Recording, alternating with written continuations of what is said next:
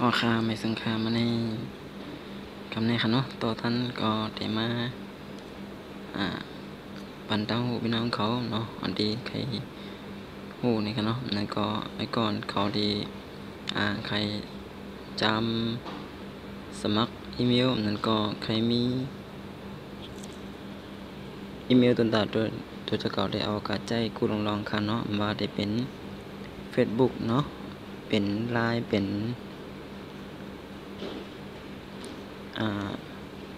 YouTube จังได๋เนาะที่เฮาโหลดใจGmail นี่ค่ะเนาะก็มื้อนี้ก็ได้มาแม่งตาฮู้กันนี่ค่ะเนาะนั่นก็บ่ต้องว่าตัวตางหูตาคนที่ไปมีตางหูนะคะเนาะโอเค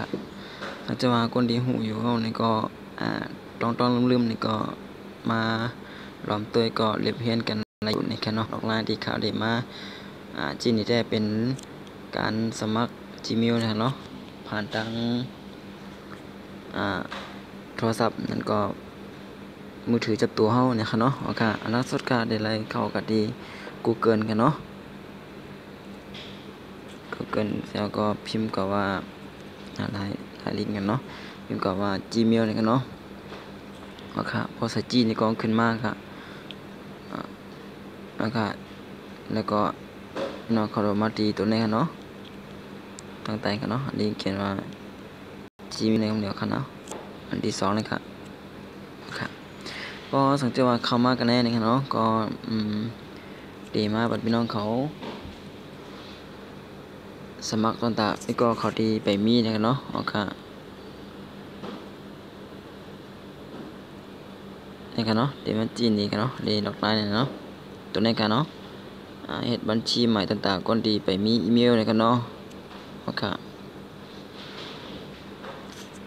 สังเกตว่ามันก็มีอยู่ในโพงนี่กันเนาะก็ได้ถามมาต้องถามพี่น้องเขามามื้อนี้ค่ะอันกำนึงได้ลาดว่ามีอยู่ที่มีอยู่นะเนาะแล้วก็อันที่2ได้เป็นว่าเฮ็ดอันใหม่นี่ค่ะเนาะเขาได้มาสอนพี่น้องเขานั่นก็จะได้ตามพี่น้องเขาในโลเลจีอันใหม่ค่ะอันใหม่นี่เนี่ยค่ะเนาะอันจื้อได้พี่น้องเขาก็อะไรจื้อทางในก็รัดเฮ็ดกว่านะเนาะอย่างเขาได้ที่ใส่ไว้ว่าจื้อเลินเนี่ยเนาะ U E N เนี่ยเนาะ U L U E N เนี่ยนะเลินนี่กันเนาะค่ะบอกแล้วนี่ก็โลเลยใส่เป็นนามสกุลนำกันเนาะนามสกุลยันเขาว่าเป็นใต้เนี่ยเขาเลยใส่ไว้ชานเนี่ยเนาะ S H A N เนี่ยนะชานนี่กันเนาะ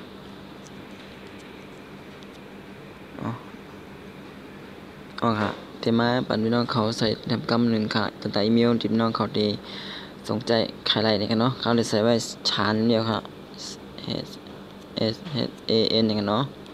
ชานค่ะปีนี้เป็น 2,000 กันเนาะ 2,000 ปีนึงใส่ปีค่ะเนาะ21ค่ะ2109เนี่ยเนาะ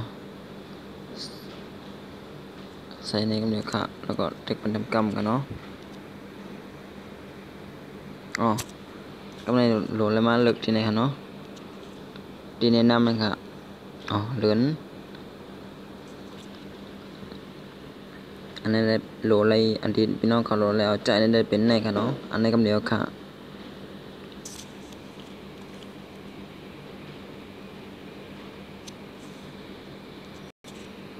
เขาเอาเหลือนชั้นค่ะเนาะ61นะค่ะ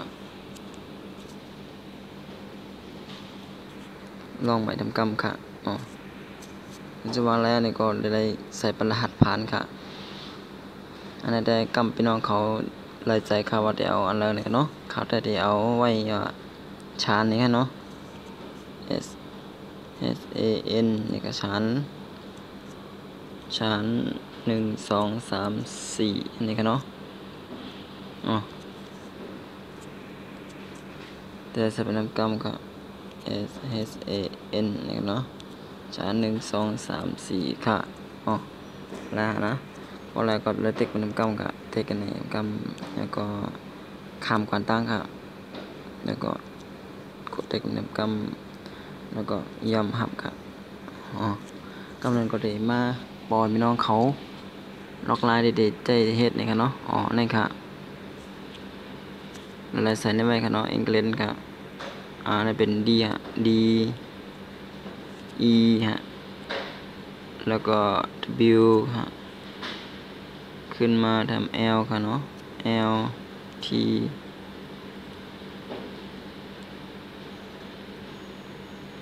L T ค่ะเนาะ L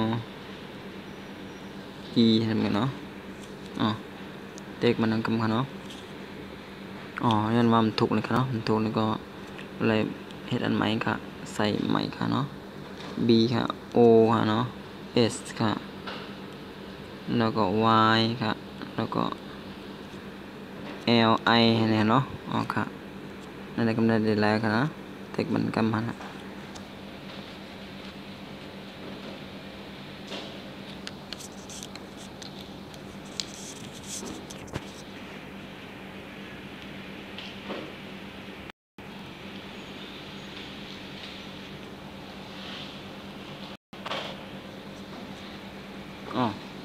พองมันในมา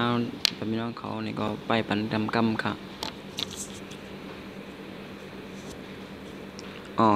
โลจีค่ะเนาะดอกนี้กันนะพี่น้องคนอะไรมาไตค่ะนะ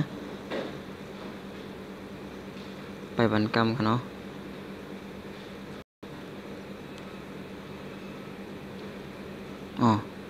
ไปให้การนำกำค่ะเทคเป็นกำฮะในปุ่มว่าอะไรค่ะเนาะคือผู้ขลาวางไรเนาะเขาเดี๋ยวอะไรมาจำตัวจำเข่าตัวค่ะมาเข้ากันเดียวครับนี่ครับเนาะจำเข้าด้วยนี่ครับข้อความที่มีข้อความผันมาเข้ามันจะวางเข้าเนี่ยเนาะที่มีข้อนะเลยก็ตัวข้อความด้วยกันครับว่ามันจะคือครับนี่ครับอันนี้อะไรเข้าไว้ครับเนาะปองขึ้นมาจากไหนก็บอกว่าอะไรอันนี้ครับเนาะนี่ก็เป็นอีเมลตัวเขาอะไรเฮ็ดไว้ครับเนาะดีเหลือนชานนี่กันเนาะ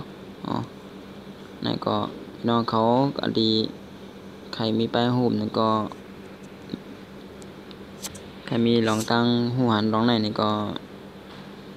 มาเรียบเรียนตัวเหนั่นก็ต้องถามป้อมปองใจนี่ก็ต้องถามข่าวมาค่ะข่าวดีตอนปันลิงก์ไว้ตั้งแต่นี่ค่ะเนาะลิงก์ก็ดีตันตาพี่น้องเขาได้เลยเข้ากันในตัวในค่ะพอสังเกตว่าพี่น้องเขาปองจะซื้อนี่ก็ต้องทำกันมารีบเห็นกันมาอะไรค่ะสังตันตาวันนี้ค่ะย้อนให้พี่น้องเขาอยู่ดีขยันก็ค่ะไม่ส่งค่ะ